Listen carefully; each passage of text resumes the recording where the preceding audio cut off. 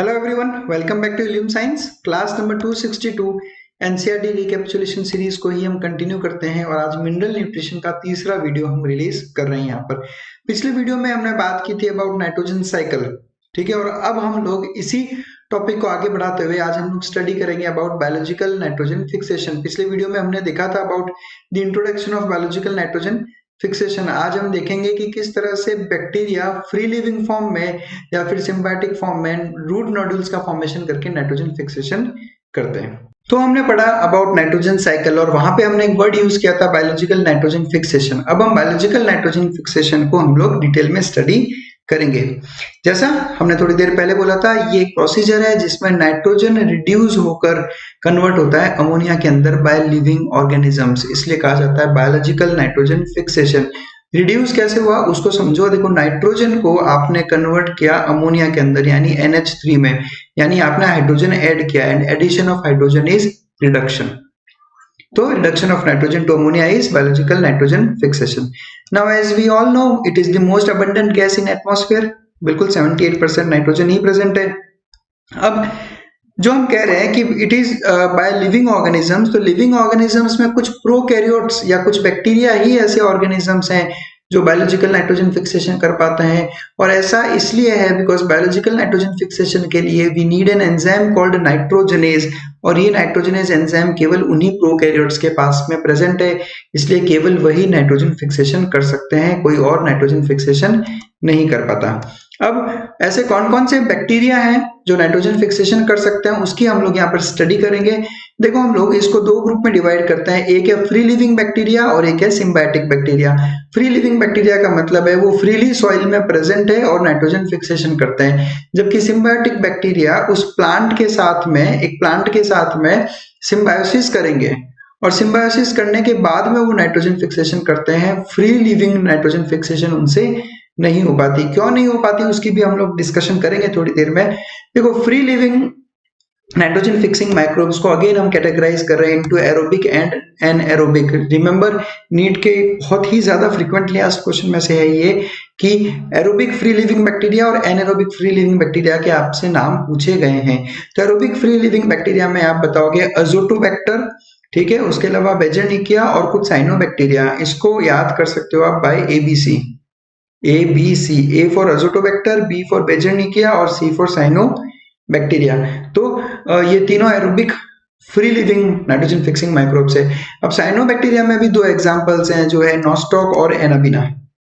तो in short Nostoc, Anabaena, बेजरनिकिया और Azotobacter, ये चार माइक्रोब्स ऐसे हैं जो एरोबिक है और फ्री लिविंग है और नाइट्रोजन फिक्सेशन करते हैं। Anaerobic free living nitrogen fixation करने वाला बैक्टीरिया है रोडोस्पाइरिलम। ये अगेन नीट का एक काफी फ्रीक्वेंटली आस्क्ड क्वेश्चन है, तो आप नाम याद जरूर रखें। सिम्बायोटिक रिलेशनशिप में सबसे पहले as you all have heard about is rhizobium. Rhizobium जो है लेग्यूम प्लांट्स के साथ में रूट नोड्यूल्स का फॉर्मेशन करता है और उन रूट नोड्यूल्स के अंदर ये राइजोबियम नाइट्रोजन फिक्सेशन करता है। कौन कौन सी लेग्यूम्स है जिनके साथ में राइजोबियम नाइट्रोजन फिक्सेशन करता है? तो उसके आंसर हैं, देखो, अल्फा अल्फा, sweet clover, sweet pea, lentils, garden pea, broad beans, clover beans, soybean. ठीक है, अल्फा अल्फा आपने देखा होगा कि हम लोग गायों को एक तरह की घास खिलाते हैं जिसको हम लोग कहते हैं रिचका।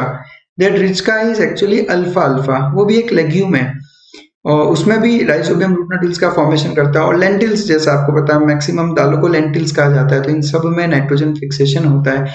इस पिक्चर में देखो आप, इस पिक्चर में यहाँ पर आपको रूट नोड्यूल्स दिखा रहे होंगे। रूट पे, ये रूट पे आपको नोड्यूल स्वेलिंग टाइप दिख रहा होगा, दीज आर रूट नोड्यूल्स और इनके अंदर प्रेजेंट है नाइट्रोजन फिक्सिंग बैक्टीरिया। अब राइजोबियम के अलावा जो इसका सबसे फेमस एग्जांपल है वो है फ्रैंकिया। और फ्रैंकिया एक ऐसा माइक्रोब है जो नॉन लेग्यूम्स में रूट नोड्यूल्स का फॉर्मेशन करता है। ध्यान रखना है, राइजोबियम किसमें रूट नोड्यूल्स बना रहा है? लेग्यूम्स में, और फ्रैंकिया बना रहा है नॉन लेग्यूम्स में, जैसा कि Alnus. Alnus is an example of a non legume जिसमें फ्रैंकिया नाम का एक बैक्टीरिया सिम्बायोटिक एसोसिएशन करके नाइट्रोजन फिक्सेशन करता है। Again a important question for NEET. Now rhizobium and Frankia are free living in soil but as symbionts can fix atmospheric nitrogen। आपको soil के अंदर राइजोबियम और फ्रैंकिया फ्री लिविंग के form में मिल जाएंगे, बट ये नाइट्रोजन फिक्सेशन तभी करते हैं जब वो सिम्बायोसिस करते हैं या वो सिम्बायोंट होते हैं तब, अदरवाइज वो नाइट्रोजन फिक्सेशन नहीं करते। नाउ रूट नोड्यूल फॉर्मेशन, ये जो हमने रूट नोड्यूल्स देखे अभी पिछले पिक्चर में, इन नोड्यूल्स का फॉर्मेशन कैसे होता है, राइजोबियम कैसे नोड्यूल्स बनाता है, वो सब हम लोग पूरा प्रोसीजर अब यहाँ पे शुरू कर रहे हैं। तो ध्यान से सुनिएगा जो यहाँ पे पढ़ाया जा रहा है। सबसे पहले ये पिक्चर है आपके सामने, अगेन एनसीईआरटी का ही पिक्चर है। मैं यहाँ पे आपको बता दूं कि is the outer most layer, this is the epidermis. ठीक है, एपिडर्मिस में जो एपिडर्मल सेल्स हैं, एपिडर्मल सेल्स पे प्रेजेंट होते हैं रूट हेयर्स, जैसा हम सब जानते हैं। ये रूट हेयर्स, ये रूट हेयर प्रेजेंट है। ठीक है, और ये यहाँ पे अंदर की तरफ कॉर्टिकल सेल्स, कॉर्टेक्स। शुरुआत करते हैं। सबसे पहले सॉइल पार्टिकल्स और राइजोबियम। सॉइल के अंदर क्या प्रेजेंट है, बहुत सारे पार्टिकल्स और बहुत सारे बैक्टीरिया, राइजोबियम, और ये रूट हेयर। अब इसके अंदर जो राइजोबिया प्रेजेंट है सॉइल में, वो मल्टीप्लाई करते हैं, और मल्टीप्लाई करने के बाद में रूट्स के आसपास यानी रूट्स की सराउंडिंग में कॉलोनाइज करते हैं, यानी वहां पर अपनी कॉलोनी बनाते हैं मल्टीप्लाई करके। अब कुछ टाइम बाद में ये जितने भी रूट हेयर है, इनके साथ में जाकर बैक्टीरिया अटैचमेंट अपना शो करते हैं, यानी रूट हेयर के साथ में और एपिडर्मल सेल के साथ में बैक्टीरिया अटैचमेंट करते हैं, और इस अटैचमेंट की वजह से जो रूट हेयर है वो कर्ल हो जाएगा और बैक्टीरिया उसके अंदर एंटर करता है। इस पिक्चर में देखो आप, यहाँ पे कर्लिंग दिखा रखी है कि रूट हेयर इस तरह से कर्ल हो गया, मुड़ गया, और अब इसके अंदर बैक्टीरिया एंटर करने लग जाएंगे into this root hair. Invasion होता है बैक्टीरिया का रूट हेयर के अंदर, और बैक्टीरिया धीरे धीरे करते हुए रूट हेयर से निकलकर एपिडर्मिस और एपिडर्मिस से कॉर्टेक्स में पहुंच जाएंगे। तो ऐसा करके एक इन्फेक्शन थ्रेड प्रोड्यूस होता है, और उस इन्फेक्शन थ्रेड के साथ में बैक्टीरिया पूरे इनर कॉर्टेक्स तक एंट्री कर लेंगे। देखो ये इन्फेक्शन थ्रेड है, बैक्टीरिया जब अंदर जाएगा तो कंप्लीट आपको बैक्टीरिया का एक थ्रेड दिखाई देगा। This thread is called as infection thread, और ये इन्फेक्शन थ्रेड से बैक्टीरिया कहां तक पहुंचेगा, इनर कॉर्टेक्स में या फिर पेरीसाइकिल के अंदर। इनर कॉर्टेक्स और पेरीसाइकिल के सेल्स तक ये पहुंच गए, और इनके यहाँ जैसे ही ये पहुंचते हैं तब ये सेल्स अब डिवीजन शो कर देते हैं। बैक्टीरिया इन सेल्स में पहुंचने के बाद में मॉडिफाई हो जाता है और रॉड शेप्ड बैक्टीरोइड्स में कन्वर्ट हो जाता है वो। अब ये जो बैक्टीरोइड्स हैं, ये इन बैक्टीरोइड्स की वजह से इनर कॉर्टिकल सेल्स और पेरीसाइकल सेल्स डिवाइड होने लगते हैं, और हमें पता है जब सेल्स बहुत सारे डिवाइड होंगे तो एक मास ऑफ सेल्स बनता है, जिसी से बनता है आपका रूट नोड्यूल। इसी डिवीजन से बहुत सारे सेल्स बने और वो एक नोड्यूल की फॉर्म में, एक स्वेलिंग की फॉर्म में हमें दिखाई देते हैं। Now this is mature nodule.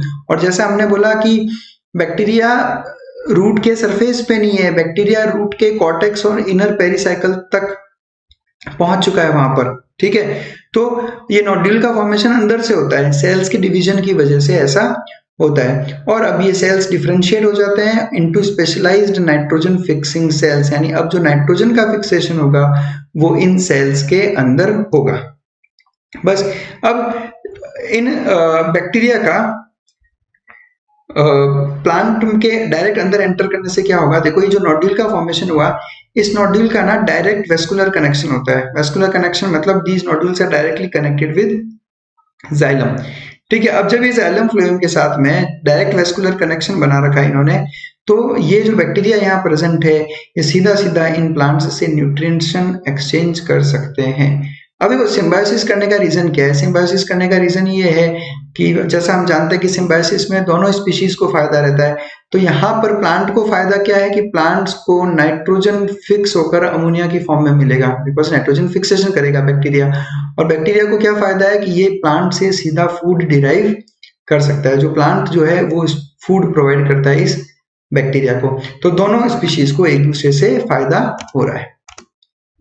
अब जब हम इस रूट नोड्यूल की स्टडी करें तो इस रूट नोड्यूल के अंदर जो सेल्स हैं जो स्पेशलाइज हो चुके हैं और अब नाइट्रोजन फिक्सिंग करेंगे, इसमें एक तो मिलेगा अपने को नाइट्रोजनेज एंजाइम। अब ये नाइट्रोजनेज एंजाइम किसमें प्रेजेंट है, this nitrogenase enzyme is present in bacteria. Nitrogenase enzyme bacteria में प्रेजेंट है और यही वो मेन एंजाइम है जो नाइट्रोजन फिक्सेशन करेगा। उसके अलावा आपको रूट नोड्यूल्स में मिलेगा लेग हीमोग्लोबिन। वर्ड कहां से बना है हमने, लेग, लेग वर्ड लिया हमने लेग्यूम से, यानी लेग्यूम्स में पाया जाना एक पिगमेंट जिसको आपने नाम दिया लैग हीमोग्लोबिन, इसको हीमोग्लोबिन सिर्फ इसलिए बोला गया because of its tendency to bind with oxygen. अभी ह्यूमन बींग्स में जो हीमोग्लोबिन होता है वो ऑक्सीजन के साथ में बाइंड करता है, तो ये पिगमेंट भी ऑक्सीजन के साथ में बाइंडिंग करता है, इसलिए इसे कहा गया हीमोग्लोबिन। बिकॉज ये लेग्यूम्स में प्रेजेंट है इसलिए लैग हीमोग्लोबिन। रूट नोड्यूल्स को जब हम कट करके देखेंगे तो उनका कलर पिंकिश या रेडिश दिखाई देता है। दैट पिंकिश और red colour is because of leg haemoglobin. Nitrogenase enzyme की वापस बात करें तो nitrogenase enzyme is rich in molybdenum and iron. ठीक है, ये एंजाइम की activity is possible because of molybdenum and iron. Again a very important question for NEET exam. Leg haemoglobin provides pink और red colour to nodules. Nodules का pink और red होने का जो रीजन है वो है leg haemoglobin. Now what is the exact function of leg haemoglobin? केवल कलर प्रोवाइड करना इज नॉट द सोल्यूशन। देखो, आई मीन कलर प्रोवाइड करना is not the function. Leg haemoglobin basically क्या करता है, ये जो नाइट्रोजनेज एंजाइम है, this nitrogenase enzyme is very sensitive to oxygen. मतलब ऑक्सीजन की कॉन्सेंट्रेशन नाइट्रोजनेज एंजाइम को इनएक्टिव कर सकती है, और अगर ये इनएक्टिव हो गया तो हमारा नाइट्रोजन फिक्सेशन नहीं हो पाएगा। तो लैग हीमोग्लोबिन वहां पे इसलिए प्रेजेंट होता है ताकि वो ऑक्सीजन को के साथ में बाइंड हो जाए, और जब ये ऑक्सीजन के साथ में बाइंड हो जाएगा तो ये वहां पर एनएरोबिक कंडीशन प्रोवाइड करेगा, और उस एनएरोबिक कंडीशन में नाइट्रोजनस एंजाइम बहुत अच्छा एफिशिएंटली काम करके देगा। इसलिए आप कहते हो कि leg haemoglobin is oxygen scavenger. It provides an anaerobic environment to nitrogenase because nitrogenase is highly sensitive to oxygen. Clear? तो इसलिए लैग हीमोग्लोबिन वहां पर प्रेजेंट होता है। अब कंप्लीट रिएक्शन कैसे होती है वो हम लोग यहाँ पर समझेंगे। बहुत ही अच्छा सिंपल डायग्राम के थ्रू एनसीईआरटी ने इस प्रोसेस को समझाने का ट्राई किया है। देखो, सबसे पहले हम लोग बात करते हैं फर्स्ट स्टेप में एंजाइम नाइट्रोजनेस की। ये एंजाइम नाइट्रोजनेस और ये इसका सबस्ट्रेट बाइंडिंग साइट। अब सबस्ट्रेट बाइंडिंग साइट पर, यहाँ पर सबस्ट्रेट का काम कौन कर रहा है? Nitrogen gas. तो सबस्ट्रेट बाइंडिंग साइट पे नाइट्रोजन आया। नाइट्रोजन, जैसा हम सब जानते हैं, नाइट्रोजन के अंदर दो नाइट्रोजन एटम्स के बीच में एक ट्रिपल बॉन्ड होता है। तो नाइट्रोजन आकर अपनी सबस्ट्रेट बाइंडिंग साइट पर अटैच हो गया। This is binding of substrate. अब यहां पर दो H+ या दो प्रोटॉन्स आएंगे और आकर नाइट्रोजन के साथ में हो जाएंगे बाइंड। प्रोसेस को क्या कहा गया? रिडक्शन। बिल्कुल सही बात है, because addition of hydrogen is reduction. यानी जो N ट्रिपल बॉन्ड N था, अब दोनों के साथ में एक एक हाइड्रोजन अगर ऐड होगा तो ये हो जाएगा N डबल बॉन्ड N। क्या हो गया? N double bond N। बिल्कुल जैसा आपको पता है ऑक्टेट कंप्लीट करने के लिए सब कुछ होता है। तो ये NH डबल बॉन्ड NH हो गया। फिर दो और हाइड्रोजन प्लस आयंस आएंगे और एक बार और रिडक्शन होगा और एक एक H और जाकर नाइट्रोजन के साथ में बाइंड हो जाएगा।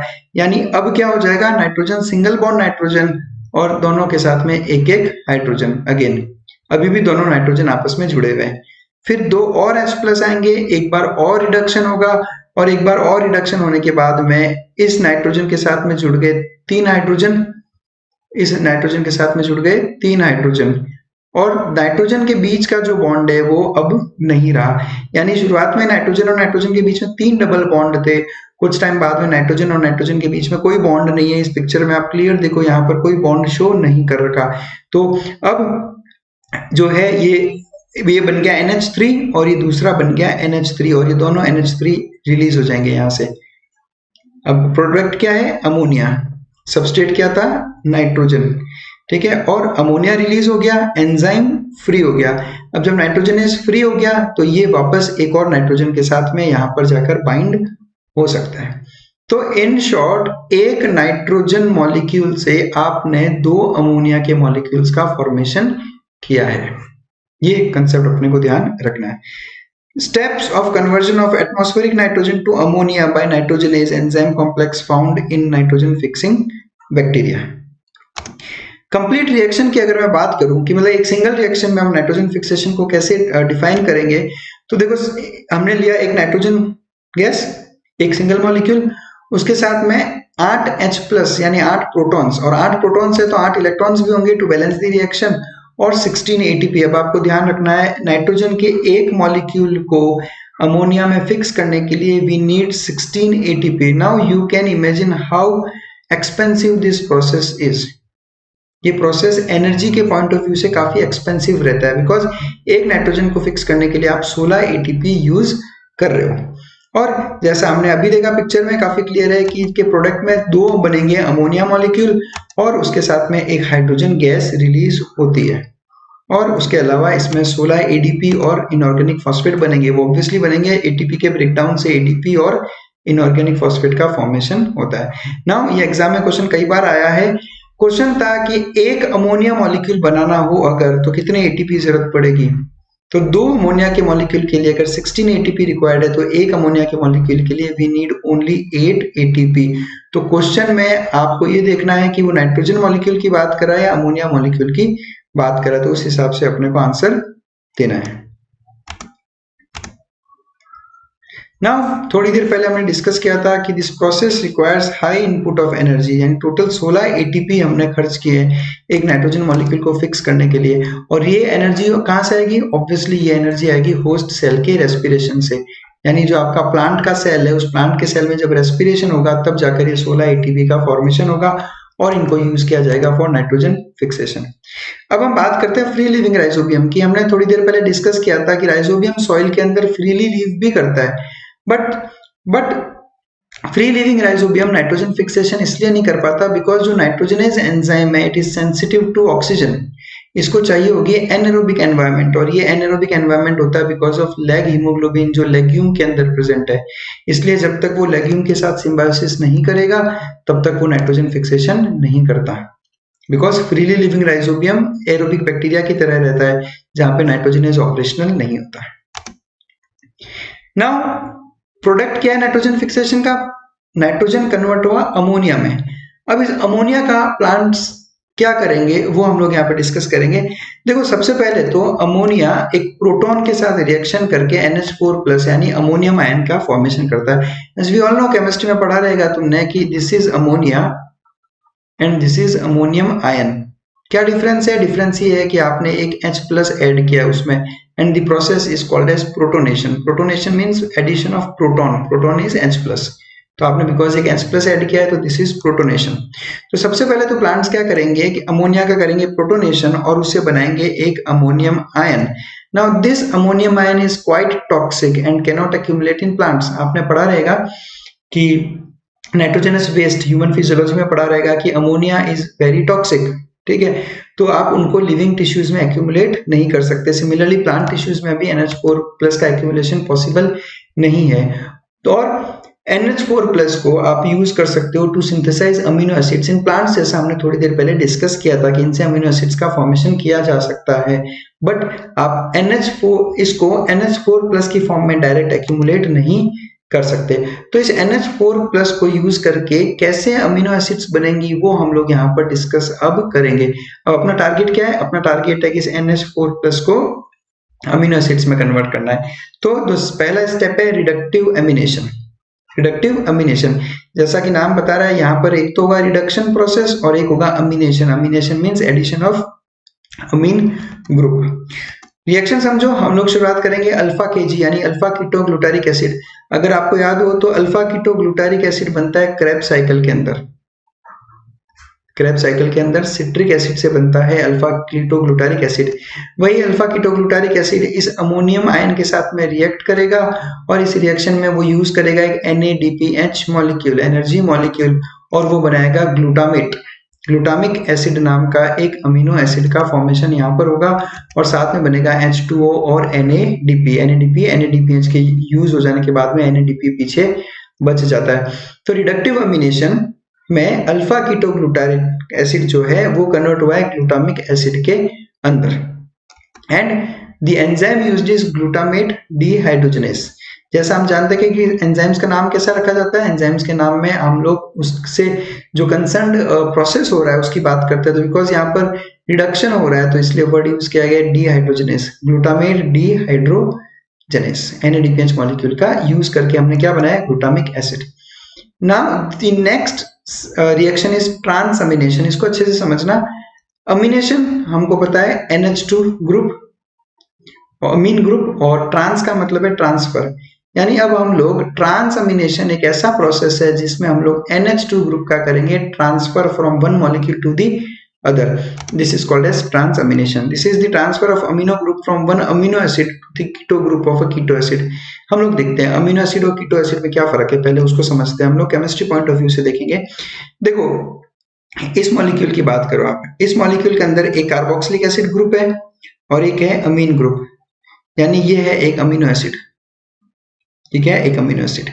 सिमिलरली यहाँ पर भी एक कार्बोक्सिलिक एसिड ग्रुप है, पर यहाँ पे जो है अमीन, यहाँ पर अमीन ग्रुप की जगह पे प्रेजेंट है कीटो ग्रुप, इसलिए this is called as keto acid. कितना आसानी से नाम रखा है, देखो हमने अमीन प्रेजेंट है तो अमीनो एसिड, कीटो प्रेजेंट है तो कीटो एसिड। ना ध्यान से देखना, अब हम लोग क्या कर रहे हैं इस रिएक्शन के अंदर, इस रिएक्शन में ट्रांसफर होगा अमीन ग्रुप का। ट्रांसफर किसका होगा? अमीन ग्रुप का। यहाँ देखो डिफरेंस क्या है, इसमें भी CO माइनस, इसमें भी CO माइनस, ठीक है। डिफरेंस है एल्काइल ग्रुप का और NH3 और O का। In this case this is the amino donor, इसके पास में अमीन ग्रुप प्रेजेंट है तो अमीनो डोनर है, and this is the amino acceptor, यानी अमीन ग्रुप को एक्सेप्ट करने वाला। अब ये जो NH3 प्लस इस मॉलिक्यूल में यहाँ पर प्रेजेंट है वो आ जाएगा यहाँ पर, वो आ जाएगा यहाँ पर।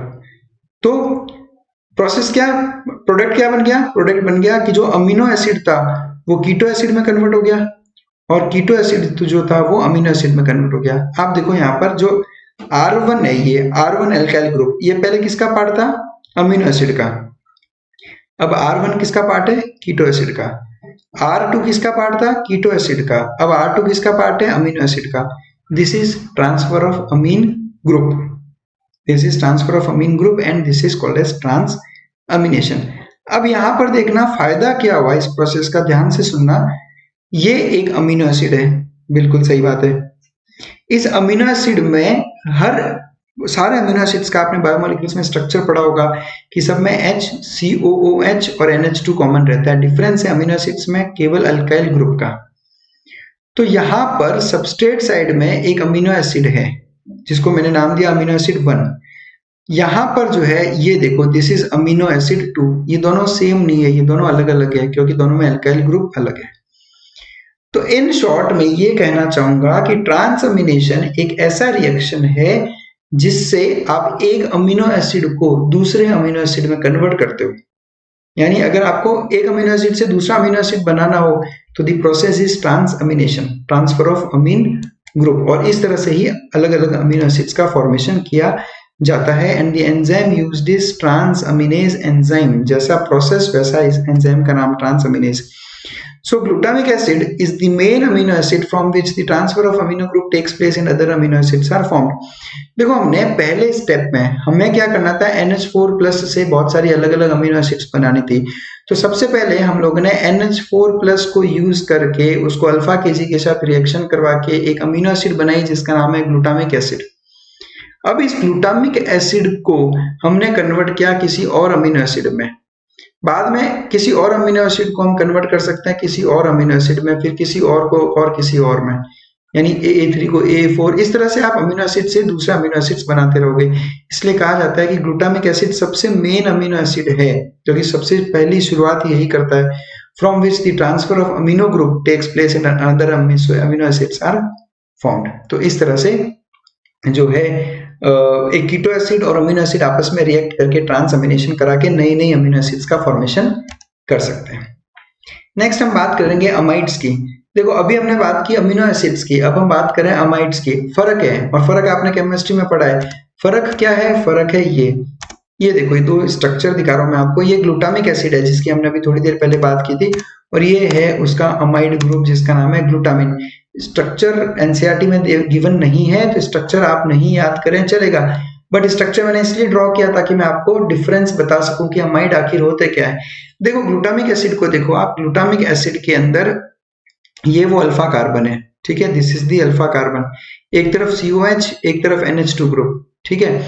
और एल्काइल ग्रुप क्या है उसका? एल्काइल ग्रुप के अंदर भी एक COH प्रेजेंट है, ये यहाँ पर, ये इसका अल्काइल ग्रुप है। अब इसके अल्काइल ग्रुप में अगर आप अच्छे से देखोगे तो इस OH को रिप्लेस करके हमने लगा दिया NH2। OH को रिप्लेस करके हमने क्या लगा दिया? NH2। तो इससे बन गया ग्लूटामिन जो कि एक अमाइड है।